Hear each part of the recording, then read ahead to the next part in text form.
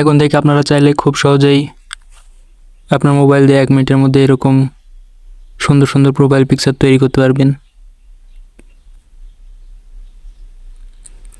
কিভাবে এরকম সুন্দর সুন্দর প্রোফাইল পিকচার তৈরি করবেন আসুন দেখে নেওয়া যাক।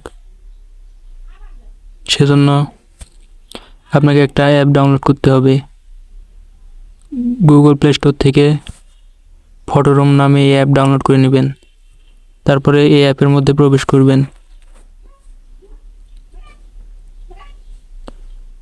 অ্যাপের মধ্যে প্রবেশ করার পরে এখানে স্টার্ট ফ্রম ফটো এই লেখার উপর ক্লিক করবেন।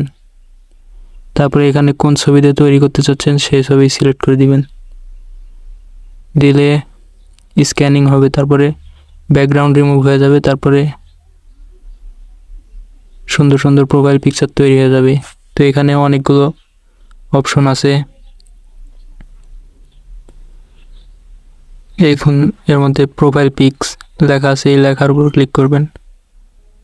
তাহলে দেখুন কত সুন্দর সুন্দর প্রোফাইল পিকচার হয়ে গেছে।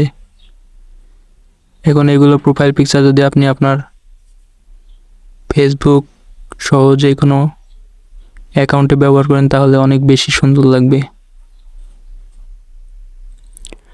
ফটো ডাউনলোড করার জন্য কোন ফটো ডাউনলোড করতে চাচ্ছেন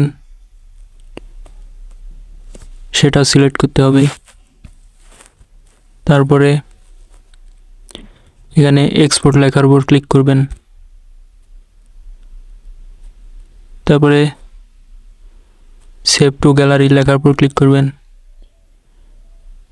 তাহলে ফটোটি সেভ হয়ে যাবে।